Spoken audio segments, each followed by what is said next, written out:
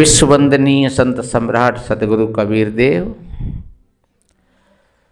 मुद मंगल में संत समाज, सभी धर्म प्रेमी सज्जन, शक्ति स्वरूपाय माताएं और बहन, छोटे छोटे बच्चे एवं बच्चियां, सभी के लिए वंदन अभिनंदन करते हुए और कुछ निवेदन करें। बड़े ही परम सौभाग्य की बात है, ये मानव शरीर मिला है हमको। सज्जनों, ऐसा बताते हैं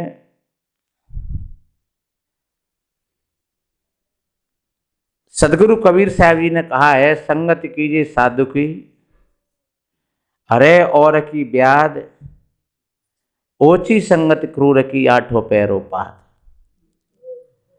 संगत से सुख उपजे, कुसंगत सो दुख होए, कहाँ कबीर जहां जाइए, जहां अपनी संगत हो।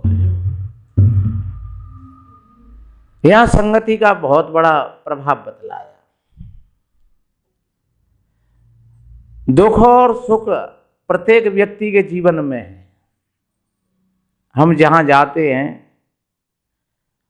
और हम साधु महात्माओं के नाते से सभी बहन भाई अपने हृदय की बात को बता देते हैं, तो बड़े बड़े लोगों के बीच में भी जाते हैं, जहां बड़ी बड़ी कोठी हैं, कार हैं, बंगला हैं, और जब वहां पर बैठते हैं तो फिर वो भी उसी तरीक़ा से रोते हैं, कहीं न कहीं किसी न किसी क्षेत्र में, कहीं बेटी बेटाओं के माध्यम से, तो कहीं कोई पत्नी के माध्यम से, तो कोई पति के माध्यम से, तो कोई बीमारी के माध्यम से, कोई पैसे के माध्यम से, कोई घर मकान के माध्यम से, कोई बैर और ईर्षा और दुश्मनी के माध्यम से, हजारों कारण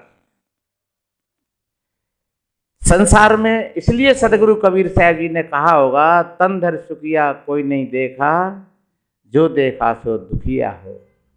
और जहाँ तक उन्होंने कहा, उदय अस्त की बात कहता हूँ, सबका किया विवेका, और बांटे बांटे सब कोई दुखिया।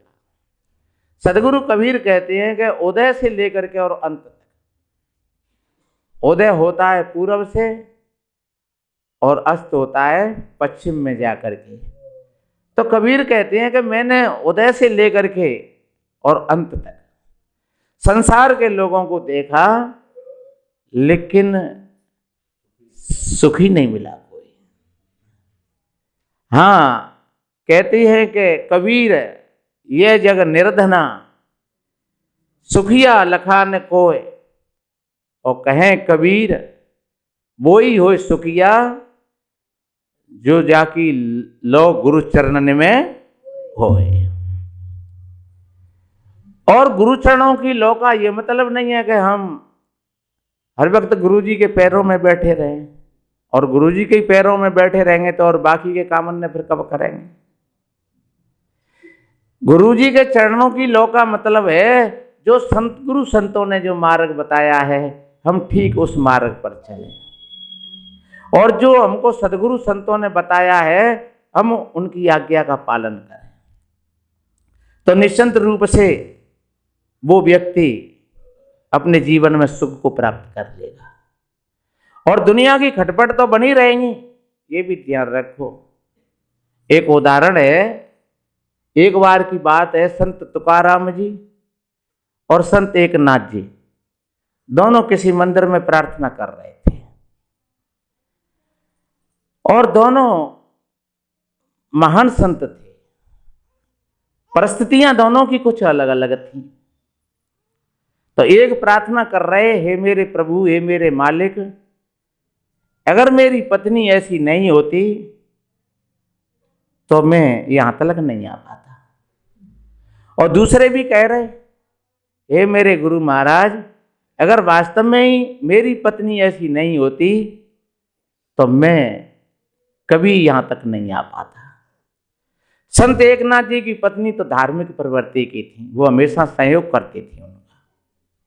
और संत तुकाराम की जो घरवाली थी, वो बहुत कलह करती थी, हर वक्त जब जब जब आए और तभी तभी घर पर कलह होती है।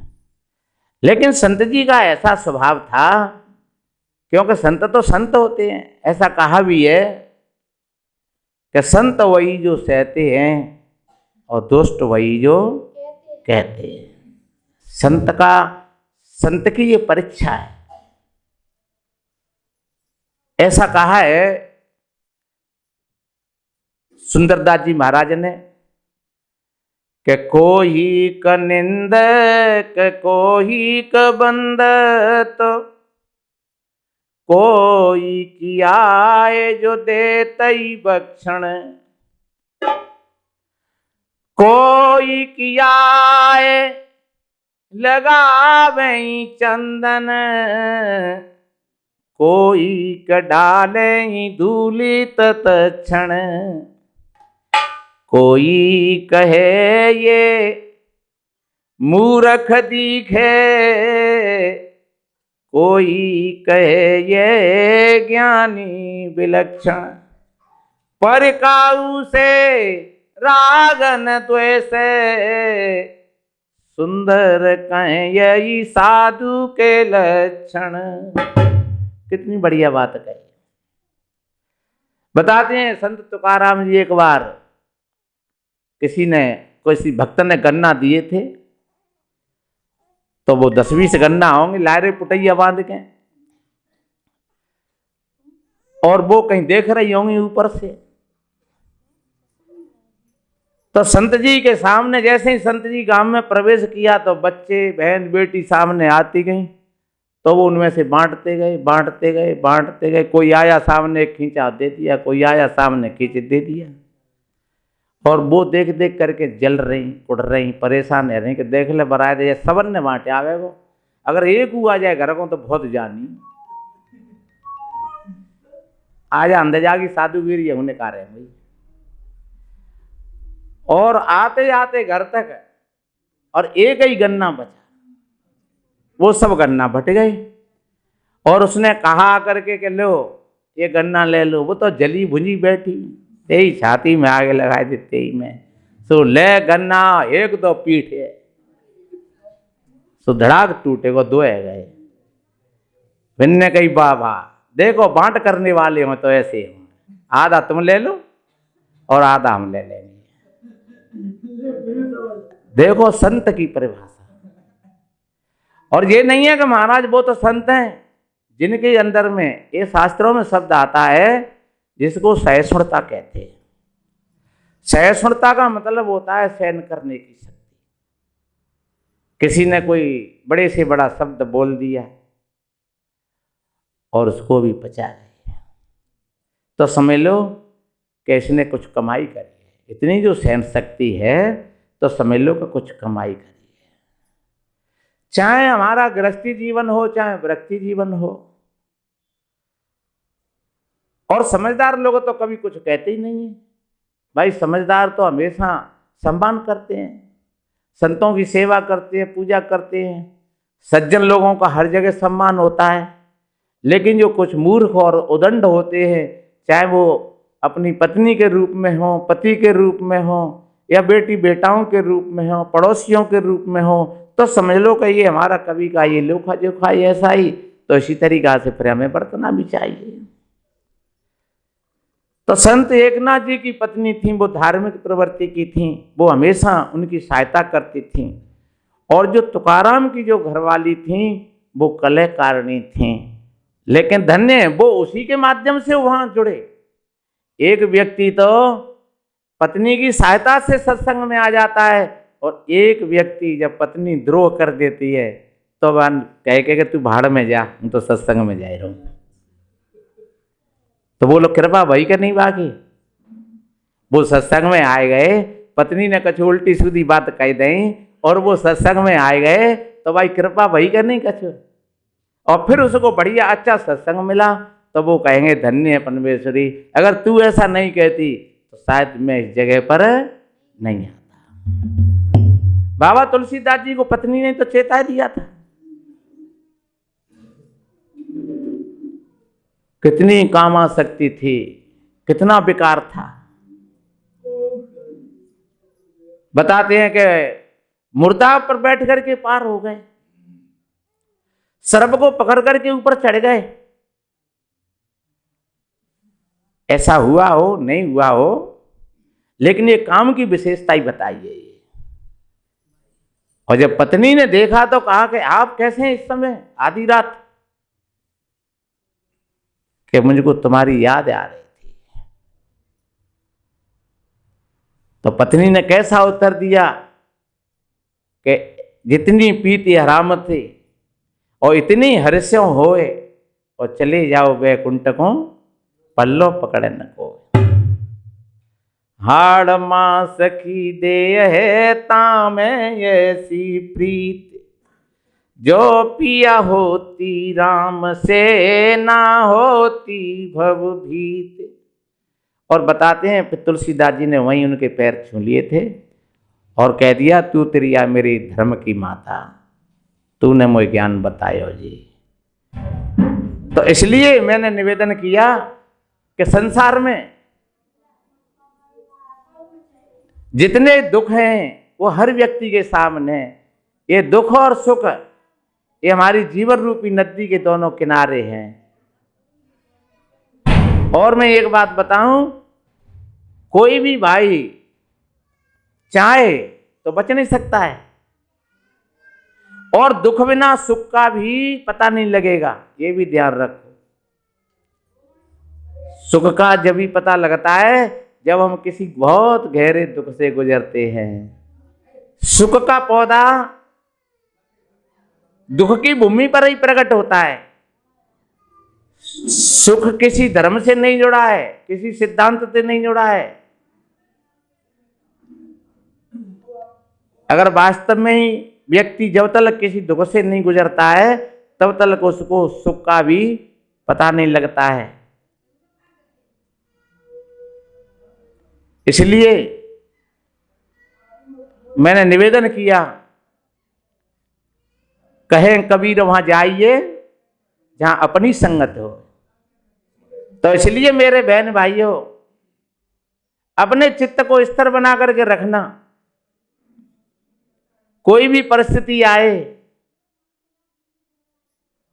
एक चौपाई आती है बहुत बड़ी अच्छी, धारिये धीरज पाइये पारू। उस समय कौशल्या ने ये बात कही थी, और ना तो डूबे सकल परिवार। तो धैर्य सबसे बड़ा व्यक्ति का मित्र है। और एक जगह कही है, धीरज धर्म मित्र और नारी आपत्ति काल परखी उच्चारी। ये सुख के साधन है, मैं जो बता रहा हूं ये सुख के साधन है। धीरज अगर आपने खो दिया तो आपका धर्म भी चला गया, और आपका धर्म चला गया तो आपके मित्र साथ छोड़ जाएंगे, और आपके मित्र साथ छोड़ गए तो आपकी इच्छा शक्ति। वैसे तो वहां नारी शब्द आया है, धीरज धर्म मित्र और नारी आपत्ति काल परखी उच्चारी। तो उसका भाव तो यह है कि जहां अगर धीरज छूट गया तो धर्म भी छूट जाएगा, और जहां धर्म छोड़ जाएगा वहां मित्र भी छोड़ जाएंगे, और जहां मित्र भी छोड़ जाएंगे वहां नारी भी साथ छोड़ जाएगी। पर नहीं, ऐसी बात नहीं है। नारियों ने तो बड़ी बड़ी विपत्तियों में और बड़े बड़े संकटों में अपने पतियों के साथ दिए, इसलिए थोड़ी सी बातें हल्की रह जाती है। क्यों कि कहानी भले ही हो, लेकिन राजा हरिश्चंद्र के साथ में तारावती बिकी जा करके मोरध्वज की पत्नी ने अपने हाथों से अपने बेटे को छिड़वा दिया था। महाराणा प्रताप की रानी जंगलों में उनके साथ रही थी और घास की रोटी खाई थी। नल राजा की दमयंती जो जंगलों में नल के साथ में रही थी और वे छोड़ करके चले गए, इसलिए थोड़ी बात हल्की पड़ जाती है। तो इसका भाव हमने तो ये समझा है कि जैसे हमारा धीरज खो गया तो धीरज के साथ हमारा धर्म खो गया, और धर्म खो गया तो हमारे मित्र खो गए, हमारे मित्र खो गए तो हमारी इच्छा शक्ति भी खो गई। जो हमारे अंदर की शक्ति है फिर वो भी हमारा साथ छोड़ जाती है, तो फिर हम डामाडोल हो जाते हैं। इसलिए मेरे बहन भाइयों, अपने धैर्य को बना करके रखिए हमेशा, कैसी भी परिस्थिति हो डटे रहिए अपनी धार पर। किसी विद्वान ने कहा है कि जब वो दिन ना रहे तो ये भी दिन नहीं रहेंगे। जीवन है संग्राम बंदे, जीवन है संग्राम, जो डरना था क्यों आया इस जीवन के मैदान, जीवन है संग्राम बंदे, जीवन है संग्राम। तो ये जीवन है, ये एक युद्ध क्षेत्र है, हम सब आप युद्ध भूमि में खड़े हुए हैं और इसका सही बोध हमको सत्संग से होता है। एक सज्जन जी पूछ रहे कि महाराज जब ये शरीर 5 तत्वों से बना हुआ है और 5 तत्वों का शरीर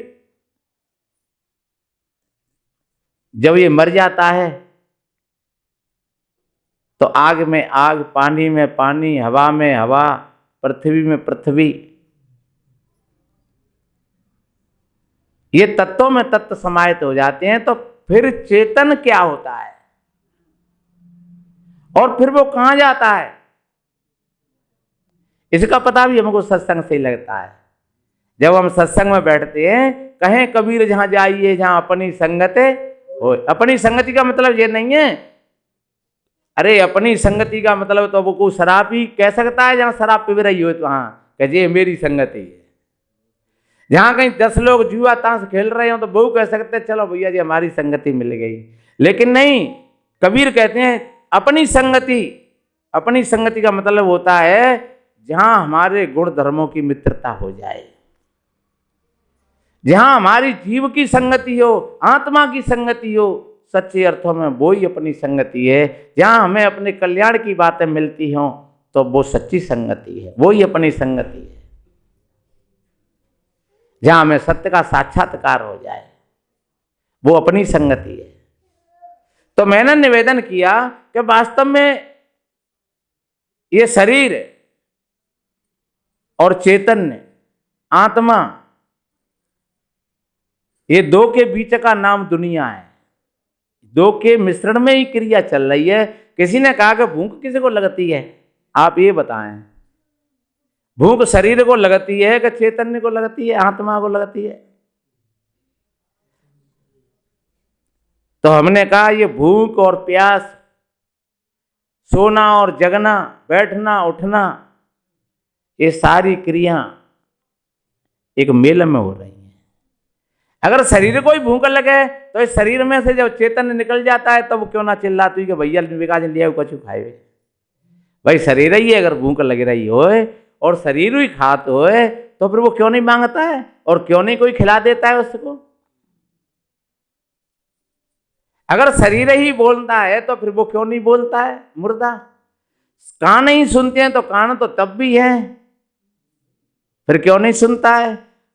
आंख तो जब भी है, क्यों नहीं देखता है आंखों से? क्योंकि उसमें से देखने वाला, बोलने वाला, सुनने वाला निकल गया। वो कौन था? वो चैतन्य था, वो आत्मा थी, वो हंस था। हंस दे तज न्यारा होई, ताकर जाते कह दो कोई। वास्तव में हमें जो दिख रहा है ये मामला, ये सब कहीं स्त्री हैं, पुरुष हैं, बच्चा हैं, बड़े हैं, बूढ़े हैं, लेकिन जब वो हंस है, वो न बच्चा है, न स्त्री है, न पुरुष है, और न वो काला है, न गोरा है। वो कौन है? वो हंस है। और लोग कहते हैं हंस नहीं करेगा।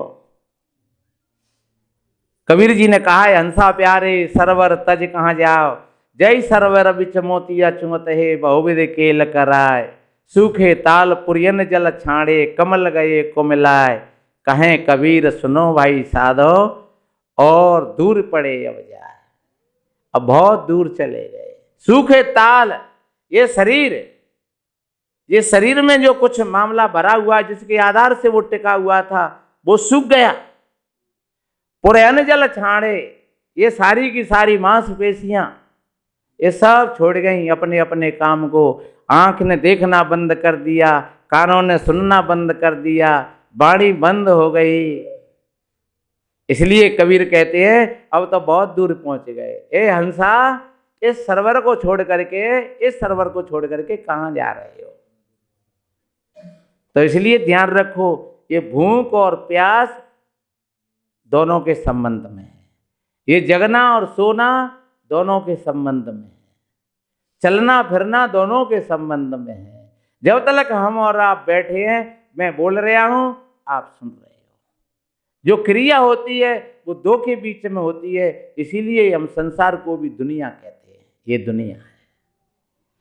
तो सज्जनों, एक हंस है, चेतन है, आत्मा है, कुछ भी कहें हम शब्दों में, और ये शरीर है 5 तत्वों का।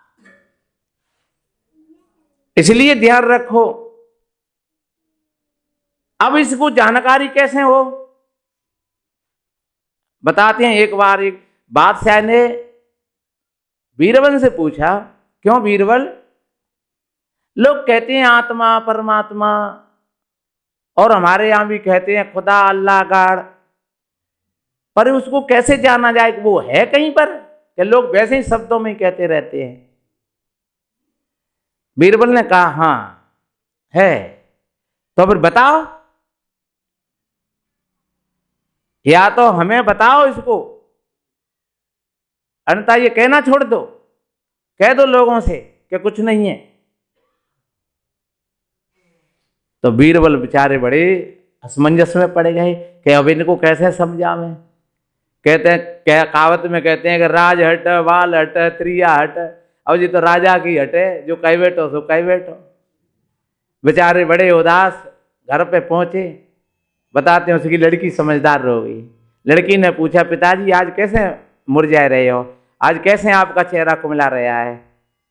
बीरबल ने कहा, बेटा बात ऐसी है कि बादशाह ने हमसे 3 प्रश्न किए हैं, और उन प्रश्नों का भाव है कि ईश्वर खुदा परमात्मा आत्मा जो लोग कहते हैं शब्दों में, चेतन तो कुछ है कि जी वैसे शब्दों में कहते हैं, और अगर है तो वो क्या करता है, कहाँ रहता है, और अगर वो करता है कुछ और रहता है कहीं, तो फिर हमारा साक्षात्कार उससे कैसे हो?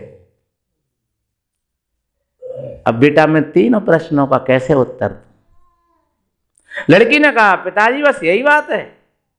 लड़की विद्वान हो गई, समझदार हो गई। लड़की ने कहा, तो आप बोल देना बादशाह से कि हम उनकी शंका का समाधान कर देंगे। और बताते हैं कि वो बीरबल ने जाकर के बोल दिया। बादशाह ने कहा तो कि ठीक है, ले आओ, बुला लाओ। और जब बीरबल अपनी लड़की को लेकर के गए तो वहां बिठा दिया बादशाह के सामने। बादशाह ने कहा, बताओ बीरबल ने कहा, हजूर ये बच्ची है मेरी छोटी सी, ये बताएगी। ये बच्ची ये बताएगी? ये क्या बताएगी? कि नहीं बताएगी। पूछो आप। क्यों बेटा, क्या आप तुम बताओगे? बोले हाँ। पर हमको आप ये बताइए कि आप कौन हो? लड़की ने कहा, आप कौन हो? कि हम राजा हैं, बादशाह है। तो तुम कैसे राजा हो? तुम ये भी नहीं जानते हो कि अतिथि आता है तो उसका सत्कार कैसे करना चाहिए? तुम कैसे राजा बना दिए? किसने बना दिए तुमको राजा? तुम्हारे द्वार पर कोई अतिथि आया है तो फिर तुमने तो ये भी नहीं कहा कि भाई कोई इनका सत्कार करना चाहिए। बादशाह ने अपना कान पकड़ा, तुरंत इशारा किया तो वो 1 गिलास दूध का भर के लाया और कहा, हाँ बेटी ठीक है, ये हमारी भूल थी, और आप ये जलपान लीजिए और हमारा आतिथ्य सत्कार स्वीकार कीजिए। तब तो ठीक है। अब लड़की उसमें देख रही है, उसमें लकड़ी डालती है, कहीं उंगली डालती है। बादशाह ने कहा, क्या देख रही हो? लड़की ने कहा कि मैं इसमें घी देख रहा हूं कि कहीं घी तो नहीं निकाल लिया है। बादशाह ने कहा क्या घी ऐसे दिखता है, ऐसे तुम देख रही हो? लड़की ने कहा जब घी इसमें इस तरीका से नहीं दिखता है तो फिर तुमको भी परमात्मा कैसे दिख जाएगा? अब तू बता इसमें घी है क्या? नहीं। कि हाँ घी तो है। तो कैसे निकलेगा? कि इस घी में जामन लगाना पड़ेगा, दूध में, और जामन लगा करके तब 8-10 घंटा रुक करके फिर इसमें मंथन होगा और तब इसमें से घी निकलेगा। अच्छा, तो इसी तरीका से हमारा परमात्मा है, हमारी आत्मा है, हमारे अंदर में हमारी आत्मा है। जैसे जो दूध में घी है इसी तरीका से हमारे अंदर में और आत्मा है, और आत्मा ही परमात्मा है। ऐसा नहीं है कि वो दो चीज हों, वो शब्द है। तो फिर इसकी संयम, इसकी साधना क्या है, कैसे? चलो ठीक है, उदाहरण में तो तुमने बता दिया, और इसका प्रैक्टिकल क्या होगा? लड़की ने कहा तो प्रैक्टिकल करना है तो आप एक बात बताओ कि तुम गुरुओं के शिष्य हो? कि भाई बादशाह ने सोची कि भाई गुरु तो हम कैसे हो सकते हैं, क्योंकि गुरु तो पूछा तो ना, शिष्य पूछता है। बादशाह ने कहा तो कि भाई हम तो शिष्य हैं। तो कि जे कहा कि तुम्हारी परंपरा के तुम ऊपर बैठे हो और हम नीचे बैठे हैं, गुरु नीचे बैठा हुआ और चेला ऊपर बैठा हुआ है, ऐसे ही पूछते? यही पूछने का तजर्बा है तुम्हारा? अरे कोई पानी प्यासा है तो उसको तो नीचे बैठ करके हाथ लगाने पड़ेंगे और पिलाने वाला ऊपर होगा। इसलिए अगर आपको गुरु शिष्य की परंपरा निभानी है तो फिर कैसे निभाओगे? बादशाह उतर के नीचे आ गए और लड़की को ऊपर बिठा दिया। अब तेरी समझ में आया? जो वास्तव में इस तरीके का जिसके पास में ज्ञान है, जो मैंने किया है वही परमात्मा करता है। अब तू कितना बड़ा था तो नीचे आ गया, और मैं कितनी छोटी हूं, मैं ऊपर हो गई। अब तेरे अंदर में अगर साधना करने की शक्ति है तो तू पहचाने अपने आप को। जिम दूध के मथन से मिलता है घी जतन से, तिम ध्यान की लगन से। तो सज्जनों, इस तरीका से जो साधक ठीक तरीका से जो ध्यान करते हैं, तो मैं कौन हूँ, मैं कहाँ से आया हूँ, मुझे कहाँ जाना है, ये कौन खाता है, कौन सोता है, कौन बैठता है, ये सारी की सारी चीज़ें हमको कहाँ से समझ में आती हैं? ये हमको सत्संग में से समझ करके आती हैं। और सत्संग भी कौन सा है? कहे कबीर वहाँ जाइए जहाँ अपनी संगति, ये अपनी संगति, ये अपनी आत्मा की संगति, अपने जीव की संगति। तो मैंने निवेदन किया, कहें कबीर जहाँ जाइए जहाँ अपनी संगति हो, जहाँ अपनी संगति हो वहाँ जाइए, आपको जीवन में सुख मिलेगा, शांति मिलेगी, और धीरे धीरे आपके सब काम बन जाएंगे।